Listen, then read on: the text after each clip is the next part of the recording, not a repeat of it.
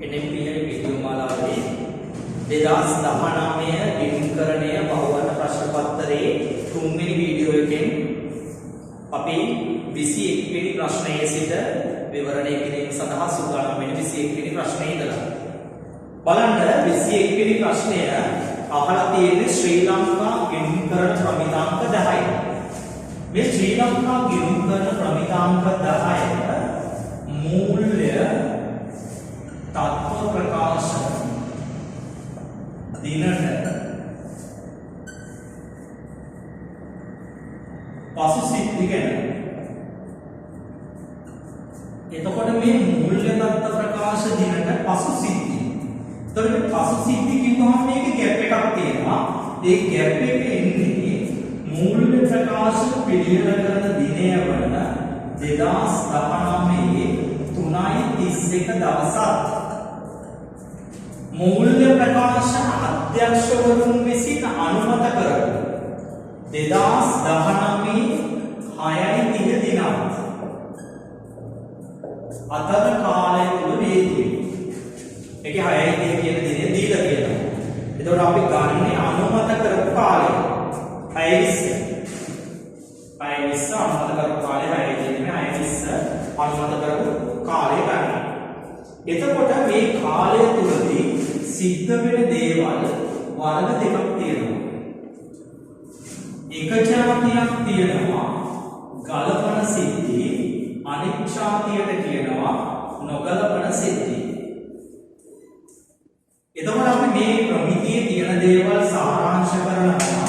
මේ ගලපන සිද්ධි කිහිපයක් තියෙනවා ඔබ විශේෂයෙන් මතක තබා ගත යුතුයි. සිද්ධි කිහිපයක් තියෙනවා මතක තබා ගත යුතුයි. පළවෙනි එක තමයි මේ කාලය ඇතුළත ව්‍යාපාරයක ලැබී යුතු පිරුමක් එහෙම නැත්නම් ණය ගෙතියපු ගුණවත් භාවයට ප්‍රකාශයපත් කිරීම. දෙවෙනි එක තමයි මේ ව්‍යාපාරයේ තියෙන අවසාන තොගය මේ කාලය තුළදී උපලබ්ධි වීම. උපලබ්ධි වීම කියන්නේ විකුණා මුදල් ලබා ගැනීම. තුන්වෙනි එක තමයි නඩුවක් සඳහා වන්දි වෙන් කිරීමක් කිරණ සිදුවීම. ඒ කියන්නේ නඩුවක තීන්දුව මේ කාලය තුළත ප්‍රකාශයටපත් වෙලා ඒ වෙනුවෙන් වන්දියක් ගෙවන්න වෙනවා කියලා කියනවා. ඊළඟ එක තමයි අනුමත වෙච්ච රක්ෂණ වන්දියක් තියෙනවා. ඒක අපි පොත්වල ගලපන්න පුළුවන්. ඒ වගේම තමයි කුවමාරුවක ප්‍රතිස්ථාව මේ කාලය තුලදී තීරණය වෙලා තියෙන්න පුළුවන්. ප්‍රතිස්ථාව තීරණය වීම. ඒව ඇවිල්ලා ගලපන සිද්ධි. මේ තියෙන්නේ නොගලපන සිද්ධි. ඕගොල්ලෝ මතක තබා ගත යුතු සෑම අවුරුද්දකදීම ප්‍රශ්නයක් වෙන නොගලපන සිද්ධි කිහිපයක් තියෙනවා. එකක් තමයි ව්‍යාපාරයක සාමාන්‍ය කොටස් හිමියන්ට ලාභාංශ ප්‍රකාශ කිරීම. එමෙත අපි කියනවා යෝජනා කිරීම කියලා. අනිත් එක තමයි ව්‍යාපාරයේ තියෙන දේපල විනාශ වී යාම. අනිත් එක තමයි ව්‍යාපාරයේ තියෙන දේපල රජය විසින් පවරා ගැනීම. අනිත් එක තමයි ව්‍යාපාරයක තියෙන ආයෝජනවල වෙළඳ අගය පහළ යාම. අනිත් එක තමයි විදේශ විනිමය අනුපාතවලදී සිදුවෙන විදේශ විනිමය අලාභ. අනිත් එක තමයි ව්‍යාපාරයක ලාභ ලබමින් තිබිච්ච අංශයක් වසා දැමීම. මේකට කියනවා ඛණ්ඩ වූ මෙහෙයුම් කියලා. මෙන්න මේවා LPS 10ට අනුව නොගලපන සිද්ධි වෙනවා. එතකොට පාඩම මේ පාඩමට අදාළ තියරි එක මේකෙන් විස්තර කළේ. අපි බලමු මේකේ දීලා තියෙන කාරණා තුන. 5,00,000ක් ගෙවී යුතු ණයගැතියෙකු 5.28 දෙන ගුණවත් වුණා. ණයගැතියෙකු ගුණවත් වීම 5.28 කියන්නේ මේ ගැප් එක ඇතුලේ. එහෙනම් මේක ගලපන සිද්ධියක්. 2 2019 3.31 දිනට පැවති සමාගමක ආයෝජනවල අගය 6.20 වෙනකොට දසලක්ෂයකින් පහළ ගිහිල්ලා මේ ගැප් එක අතරදී ආයෝජනවල වෙනදාගේ පහළ වැඩිලා. එහෙනම් මේක නොගලපන එක. ඊළඟ එක 4.5 වෙනිදා සමාගමට විරුද්ධව පවරන ලද නඩුවක තීන්දුව 6.1 ලබා දුන්නා. ඒක මගෙන් රජය වෙත ගෙවන්න දඩයක් නියම කළා. එතකොට තමයි මේක 6.1 ලබා දුන්නේ ගැප් එක හරියි. හැබැයි තමයි මූල්‍ය තත්ත්ව ප්‍රකාශ දිනට සිද්ධ පස්සේ සිද්ධියක් කියලා කියන්න බෑ. ඒ පස්සේ සිද්ධියක් වෙන්න නම් ඒ සිද්ධිය මේ කාලය ඇතුළත වෙන්න ඕනේ. ඒක ඇත්ත. 6.1 වෙලා තියෙන්නේ. හැබැයි මේ සිද්ධියට පාදක වෙලා තියෙන්නේ කවද වෙච්ච එකක්ද? 4.5 නඩු දාපු එක. එහෙනම් මේක 3.31 දවස වෙනකොට මේක තිබිලා නැහැ. ඒ නිසා මේ නොබලපන සිද්ධියක් උනාට මේකත් නොබලපන සිද්ධියක්. හැබැයි මේකෙදි මෙන්න මේ කාල පරිච්ඡේදය ඇතුළතදී ඒ කියන්නේ මෙන්න මේ දාට තිබෙන සිද්ධියක් නොවන නිසා මේක අපි ගලපන සිද්ධියක් ලෙස කොහොමද ගන්න බෑ. ඒ කියන්නේ මේක වැටෙන්නේ නොබලපන සිද්ධියකට. එහෙනම් උත්තරේ වෙන්නේ කොහොමද? මේකේ අහන්නේ ගලපන සිද්ධි කොහොමද කියලා. එතකොට ගලපන සිද්ධි තියෙන්නේ මේක පමණයි. ඒ කියන්නේ ඒ විතරයි. උත්තරේ වෙන්නේ කීයද? අංක 1. ඊළඟට 22 වෙනි ප්‍රශ්නය. තොග පිරිවැය තීරණය කිරීමේදී පහත පිරිවැය අයතන වලින් තොගයට ගන්නේ නැත්තේ කොහොමද කියලා අහන්නේ. එහෙනම් මම බලන්න ඕනේ LPS දෙක තොග පිරිවැයට අනුව මේ තොගේ පිරිවැය ලෙස සලකා නොබලන දේවල් මොනවද කියලා අහන්නේ. පළවෙනි එක අමුද්‍රව්‍ය ශ්‍රමය වෙනත් නිෂ්පාදන පිරිවැයට අදාළව අපතේ යන ලද අසාමාන්‍ය වටිනාකම. ඒ කියන්නේ ළමයි තොග පිරිවැයට ගන්න පුළුවන් සාමාන්‍ය අපතේ. හැබැයි තොග පිරිවැයට ගන්න බැහැ මොන අපතේද? අසාමාන්‍ය අපතේ. එහෙනම් මේක උත්තරේ නිවැරදි. මොකද නොගන්න අය තමයි අහන්නේ. 2 නිෂ්පාදිත භාණ්ඩ ගනුදෙනුකරුවන්ට බෙදා හරින තෙක් දරපු ගබඩා පිරිවැය. අපි ඔයගොල්ලන්ට ලිස්ට් එකක් ලබා දුන්නා නිෂ්පාදන පිරිවැයට එහෙම නැත්නම් තොග පිරිවැයට ගන්න බෑ කියලා. ගබඩා පිරිවැය ඒක කළමනාකරන පිරිවැයක්, එහෙම නැත්නම් පරිපාලන පිරිවැයක්. ඒ නිසා ඒක ගන්න බෑ.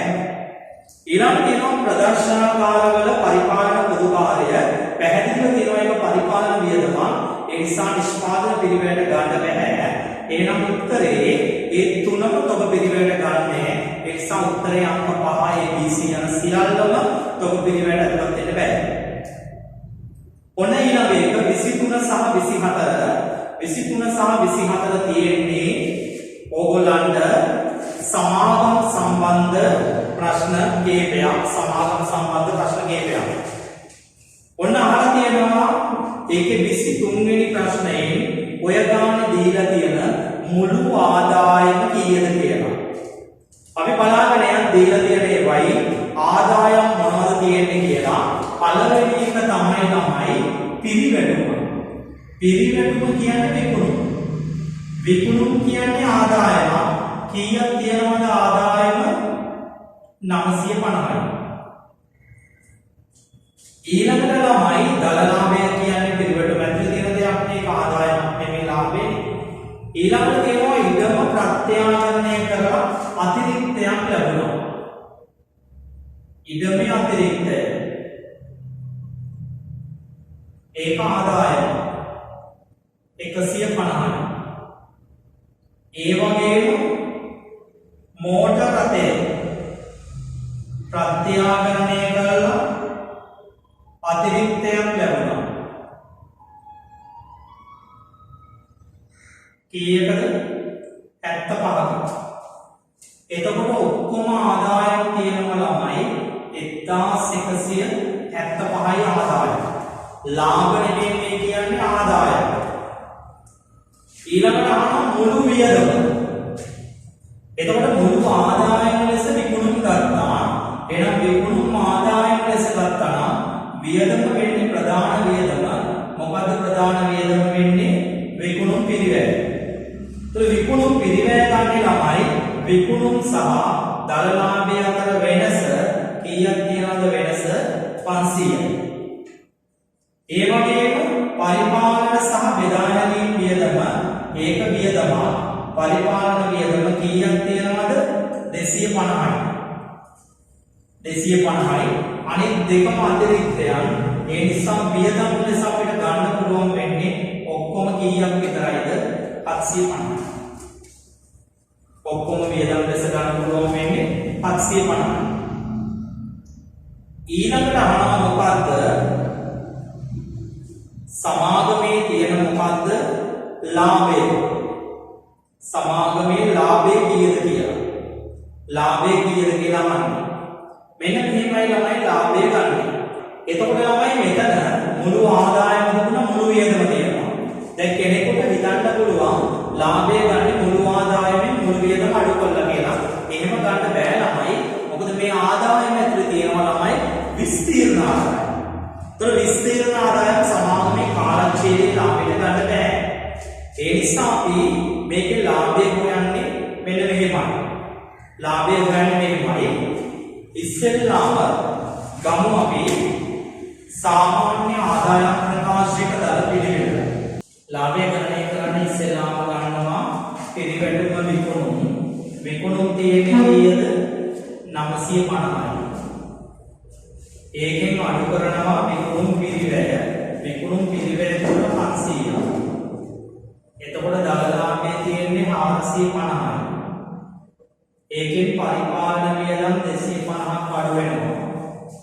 මේකට බලපන්න ඕනේ ගිය අවුරුද්දේ අපි අලාභයක් විදියට අඳුරගත්තා.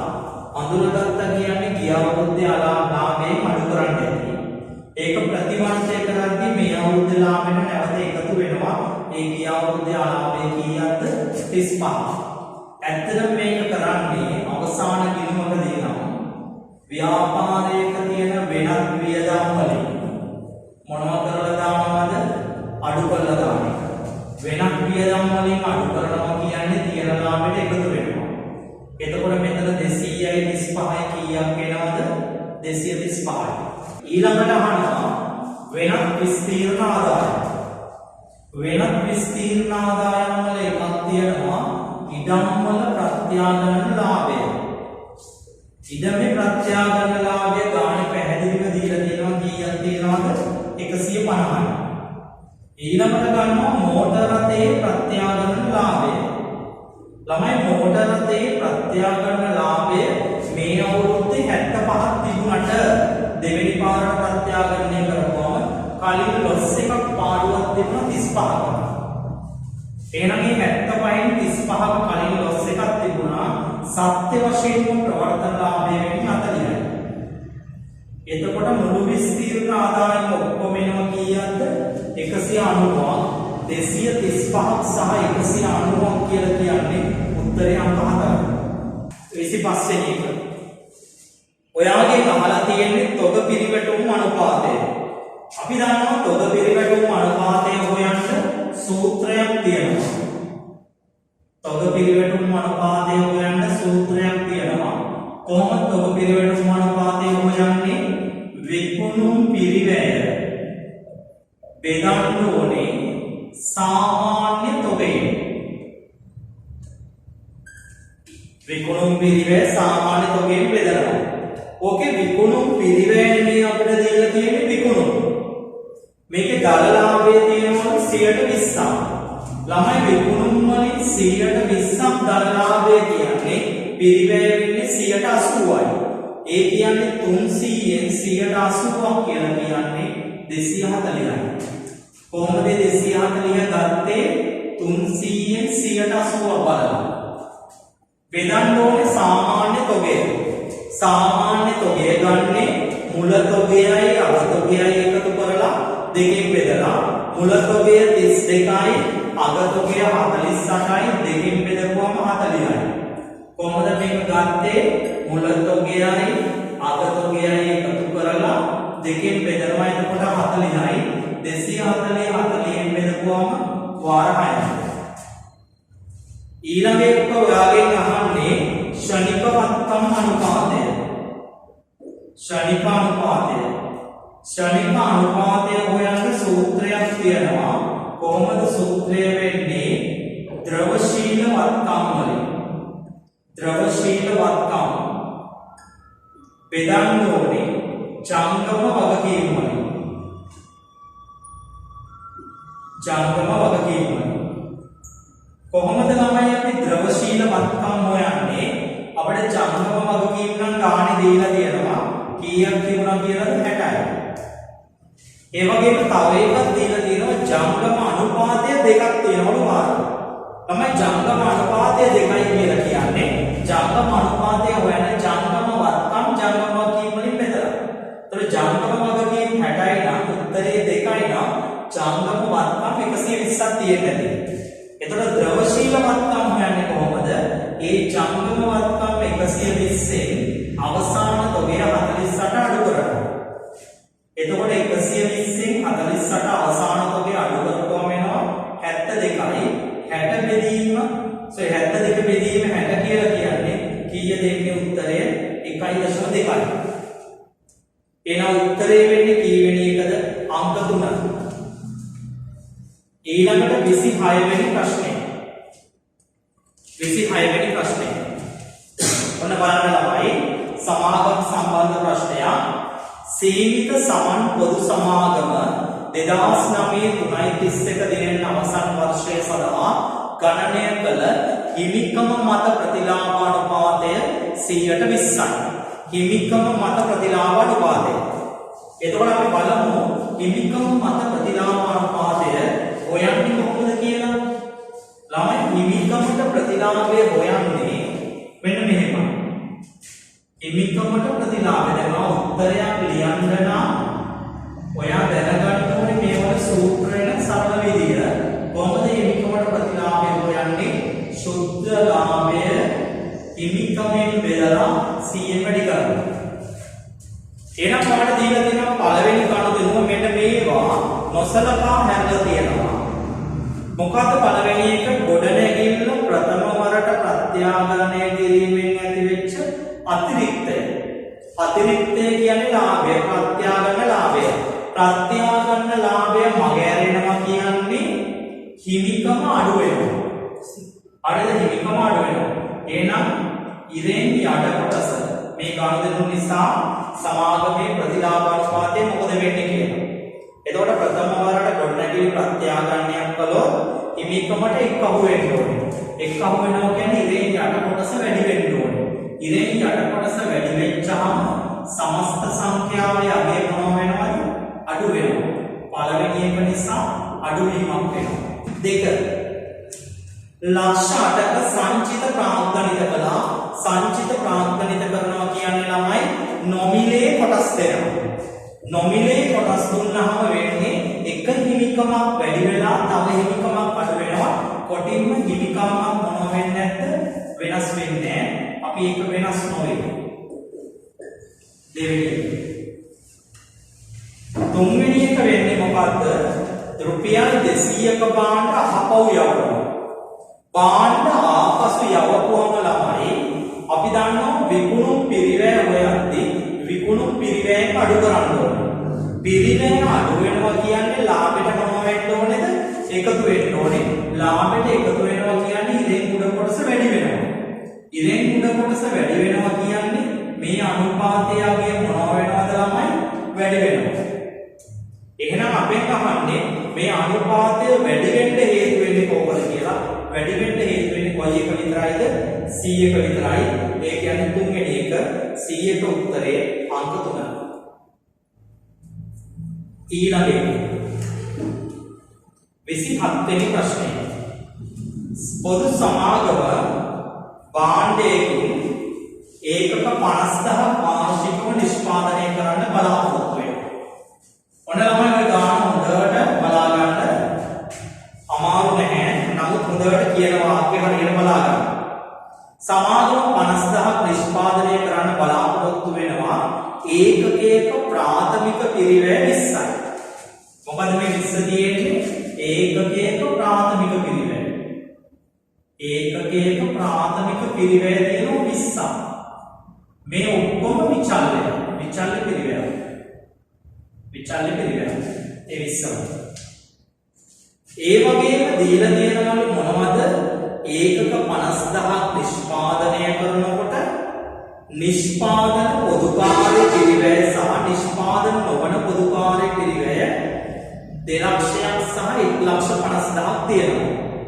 සමාගමේ ස්ථාවර පොදුකාර්ය පිරිවැයෙන් 160ක් ස්ථාවර පිරිවැය මුළු පොදුකාර්යයෙන් 160ක්. මුළු පොදුකාර්යයෙන් 160ක්. එහෙනම් මේ බලන්න ළමයි. දැන් ආයතනයේ මුළු පොදුකාර්ය කීයක් තියෙනවද? මුළු පොදුකාර්ය මුළු කියන්නේ නිෂ්පාදනයි නිෂ්පාදන නොවනයි. එතන මුළු පොදුකාර්ය වෙන්නේ නිෂ්පාදනයේ 2000ක් තියෙනවා. නිෂ්පාදන නොවන එකේ 1500ක් තියෙනවා. ඔක්කොම මුළු පොදුකාර්ය කීයද? 3500. මේකේ ස්ථාවර කොටස ස්ථාවර පොදුකාර්ය මුළු පොදුකාර්යයෙන් ස්ථාවර වෙන්නේ කීයද කියලා තියෙනවා 160යි. ඔය කියන්නේ 3500න් 160ක් මොනවයිද? ස්ථාවර. හරිද? මේ තියෙන්නේ සමාගමේ ස්ථාවර පිරිවැය මුළු පොදුකාර්යයෙන් 160ක් වෙනවා. එතකොට ඒ කියන්නේ කීයක් තියෙනවද? 2100ක් තියෙනවා ස්ථාවර පිරිවැය. 2100ක් තියෙනවා ස්ථාවර පිරිවැය. එහෙනම් ඔයාගෙන් අහන්නේ මොනවද? මුළු පිරිවැය කීයද කියලා. ඔයාගෙන් අහන්නේ මුළු පිරිවැය කීයද කියලා සහ ඒකකයක විචල්්‍ය පිරිවැය කීයද කියලා. ළමයි ස්ථාවර පොදුකාර්ය 2100 නම් මෙතනම අපි ලියන්නේ මොකෝ? විචල්්‍ය පොදුකාර්ය කීයක් තියෙනවද? විචල්්‍ය පොදුකාර්ය තියෙන්නේ මේකෙන් මේක අඩු කරනවා 3500න් අඩු කරනවා කීයද? 2100ක්. උත්තරේ වෙන්නේ කීයද? 1400. විචල්්‍ය පොදුකාර්ය. ඔන්න බලන්න ළමයි අපි අහලා තියෙන පළවෙනි ප්‍රශ්නේ. මේ අපිට දීලා තියෙන ගාන තමයි අපි විග්‍රහ කරගත්තේ. ඔන්න දැන් තමයි පළවෙනි ප්‍රශ්නට යන්නේ. මොකක්ද පළවෙනි ප්‍රශ්නය? ඒකකයක ඒකකයක මුළු පිරිවැය කීයද කියලා. ළමයි මුළු පිරිවැය හැදෙන්නේ මෙහෙමයි. මුළු පිරිවැය හැදෙන්නේ ඒකකයක ප්‍රාථමික පිරිවැය ගන්නවා. ඒකක එකතු කරනවා ඒකකයක නිෂ්පාදන පොදුකාර්ය පිරිවැය. ඒකට එකතු කරනවා ඒකකයක නිෂ්පාදන නොවන පොදුකාර්ය පිරිවැය. ඒකේ ළමයි ඒකකයක නිෂ්පාදන පොදුකාර්ය ගන්නේ අපිට නිෂ්පාදන පොදුකාර්ය දීලා තිබුණේ කීයද? 2000යි. නිෂ්පාදන පොදුකාර්ය දීලා තිබුණේ 2000යි. හැදුවේ කීයද ඒකක? 50000යි. එතකොට එකකට හොයන්න මේක 50න් බෙදනවා. 2000 50න් බෙදපුවම උත්තරේ වෙන්නේ 40යි.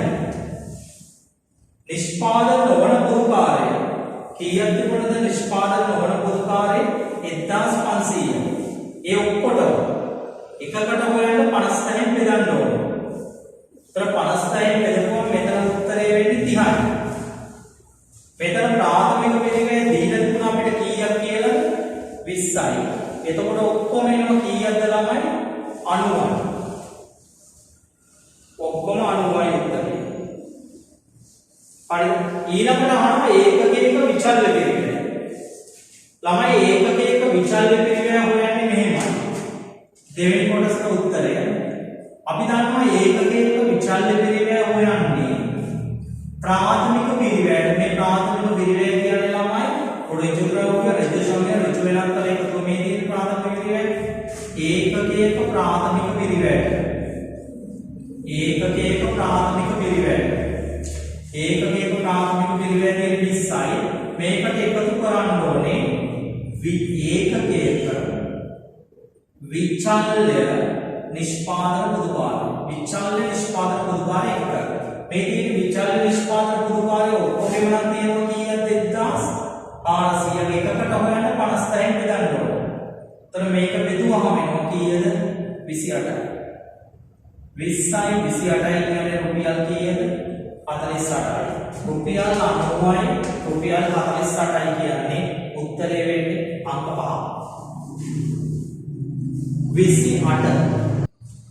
28 වෙනි එකේ ඔයාගෙන් අහන්නේ ඒකකයක නිෂ්පාදන පොදුකාරයනේ ළමයි ඒකකයක නිෂ්පාදන පොදුකාරය කියලා කියන්නේ දරුවෝ වෙන වචනයකින් අන්තර්ග්‍රහණය කළ පොදුකාරය අන්තර්ග්‍රහණය කළ පොදුකාරය ඒකකයක නිෂ්පාදන පොදුකාරය කියන්නේ අන්තර්ග්‍රහණය කළ පොදුකාරය කොහොමද මේ අන්තර්ග්‍රහණය කළ පොදුකාරය හොයාගත්තේ අන්තර්ග්‍රහණ අනුපාතය භාණ්ඩය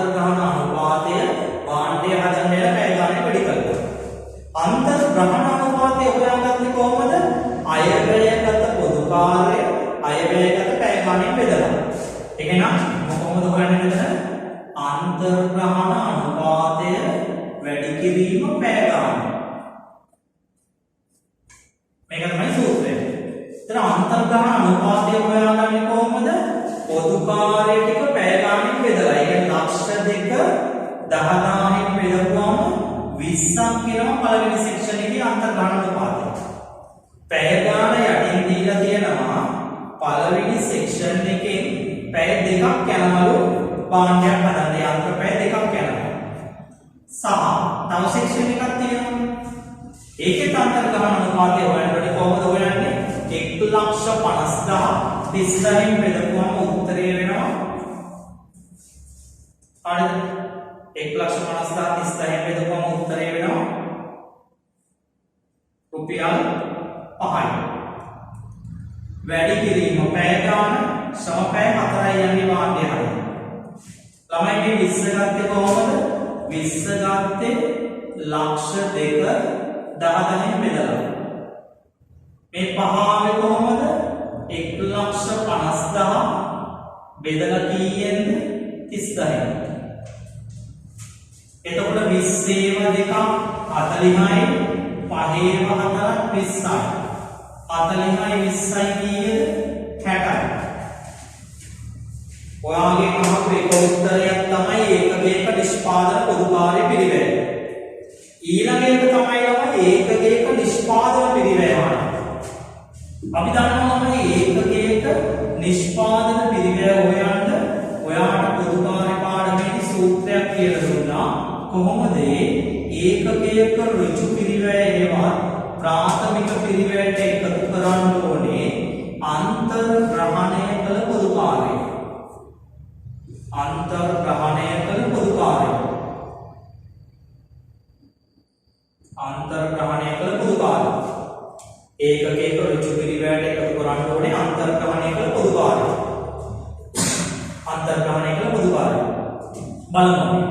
ඒකකයක ඍජු පිළිවෙලට එකතු කරන අන්තර්ග්‍රහණය කළ පොදුකාරය. ඒකකයක ඍජු පිළිවෙල කීයක් වෙනවද? ඍජු පිළිවෙල කියන්නේ ඍජු අමුද්‍රව්‍යයයි ඍජු ශ්‍රමයයි. ඍජු ශ්‍රමය කියන්නේ 50 200. අන්තර්ග්‍රහණය කළ පොදුකාරය කියන්නේ 60යි. එතකොට උත්තරය වෙනවා කීයද? 310යි. උත්තරේ අංක 4. 29 සමච්ඡේද ලක්ෂය එහෙම නැත්නම් බ්‍රේක් කීවර්ඩ් එක ගැන කියන්නේ. ළමයි විමුක්තරණයේදී කියනවා සමච්ඡේද ලක්ෂය තුල ප්‍රධාන ලක්ෂණ 4ක් තියෙනවා. සමච්ඡේද ලක්ෂයේ ප්‍රධාන ලක්ෂණ 4ක් තියෙනවා. පළවෙනි එක ඒ කියන්නේ BP වල ලක්ෂණ. පළවෙනි එක තමයි ලාභ අලාභ නැහැ. ලාභ අලාභ නැහැ. දෙවෙනි එක තමයි මුළු ආදායම TR සමාන වෙනවා TC වලට. TR සමාන වෙනවා TC වලට. කොහොමද මේ ආර්ථික විද්‍යාවේ TC කියලා කිව්වේ කොහොමද? TFC සහ TVC කියලා දෙකේම එකතු. තුන්වෙනි එක තමයි මුළු ස්ථාවර පිරිවැය. ඒ කියන්නේ TFC සමාන වෙනවලු මුළු දායකයට. එහෙනම් අපි ලාභෙ හිතුවේ මුළු දායකයෙන් මුළු ස්ථාවර පිරිවේ අඩු කළා. එතකොට මේ දෙක සමාන නම් මේකෙන් මේක අඩු කරනම උත්තරේ බිඳුවයි. බිඳුවයි කියන්නේ සමච්ඡ දර්ශනය. හතරවෙනි එක තමයි ඒකකයක ස්ථාවර පිරිවේ ABC සමාන වෙනවලු මොන දායකයකටද ඒකක දායකයට. මෙන්න මේක තමයි BQ වල ලක්ෂණ හතර. ඔයාලට මතක තියාගන්න ලේසි. දැන් අපි බලමු ප්‍රශ්නේ කියලා තියෙන්නේ මොකද්ද? මේකෙන් නිවැරදි වෙන්නේ කොහොමද කියලා. මුළු දායකයේ මුළු ස්ථාවර පිරිවැයට සමාන වේ. මේ තියෙන්නේ උත්තරේ ඒකයි. දෙක මුළු විකුණුම් ආදායම මුළු ස්ථාවර පිරිවැයට සමාන වේ. මුළු විකුණුම් ආදායම කියන්නේ TR TFC වලට සමාන වෙනවලු. TFC වලට කොහොමද සමාන වෙන්න බෑ. මේක වැරදි. එතකොට ඒක වැරදි. දෙවෙනි එක වැරදි. ඊළඟ එක වෙනවා මුළු ස්ථාවර පිරිවැයේ සහ මුළු විචල්්‍ය පිරිවැයේ එකතුව. මුළු ස්ථාවර පිරිවැයේ සහ මුළු විචල්්‍ය පිරිවැයේ එකතුව TR වලට සමානයි. ඔව් මේක හරියි. ඊළඟට ළමයි ඒකකයක ස්ථාවර පිරිවැය ඒකකයක විචල්්‍ය පිරිවැයට සමානවල ස්ථාවර පිරිවැය සමාන වෙන්නේ ඒකකයක විචල්්‍ය පිරිවැයට මේ ළමයි ඒකකයක දායකයට ඊළඟ එක වැරදි. එහෙනම් උත්තරේ වෙන්නේ මොකද්ද? A1 C1. ඒ කියන්නේ කීවෙනි එකද උත්තරේ? අංක 2. උත්තරේ අංක 2. 30 වෙනි ප්‍රශ්නය. බහුවර්ණ වල අවසානය. ඕකේ අහලා තියෙන්නේ ළමයි NPV තීරණය කරන සාධක කිහිපයක් තියෙනවා. මේක තමයි න්‍යාය. NPV තීරණය කරන සාධක. NPV තීරණය කරන සාධක කිහිපයක් තියෙනවා. පළවෙනි එක තමයි ළමයි මූලික ආයෝජන. මූලික ආයෝජන. දෙවෙනි එක තමයි ප්‍රාග්ධනයේ පිරිවැය. එහෙම නැත්නම් මේකට තමයි අපි කියන්නේ වට්ටම් අනුපාතය. අනිත් එක තමයි මුදල් ගලා යාම. අනිත් එක තමයි මුදල් ගලා ඒම.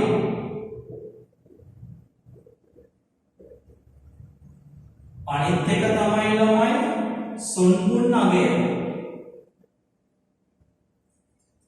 සොන්බුන් අගය. අනිත් එක තමයි ළමයි කාරක ප්‍රාග්ධනය.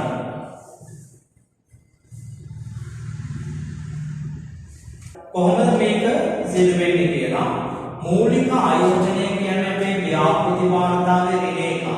ඒ ඍණ ගාන වැඩි වෙද්දී NPV වලගේ අඩු වෙනවා. ඒ කියන්නේ මේකේ තියෙන ප්‍රතිලෝම සම්බන්ධය. ප්‍රාග්ධන පිරිවැය වට්ටම් අනුපාතය වැඩි වෙනවා කියලා කියන්නේ වට්ටම් අනුපාතයේ තියෙන රුපියලේ අගේ අඩු වෙනවා. රුපියලේ අගේ අඩු වෙනවා කියන්නේ NPV අගේ අඩු වෙනවා. එහෙනම් වට්ටම් අනුපාතය වැඩි වෙද්දී NPV අඩු වෙනවා ප්‍රතිලෝමයි. සල්ලි ගලා යනකොට ඍණ ගලා යන අඩු වෙනවා කියන්නේ NPV අඩු වෙනවා. ගලා යන වැඩි වෙනවා කියන්නේ. ඒතර වැඩි වෙද්දී අඩු වෙනවා. ඒ කියන්නේ ප්‍රතිලෝමයි. සල්ලි ගලා යනවා වැඩි වෙනකොට NPV වලගේ වැඩි වෙනවා. ඒ කියන්නේ අනුලෝම සම්බන්ධයක් තියෙනවා.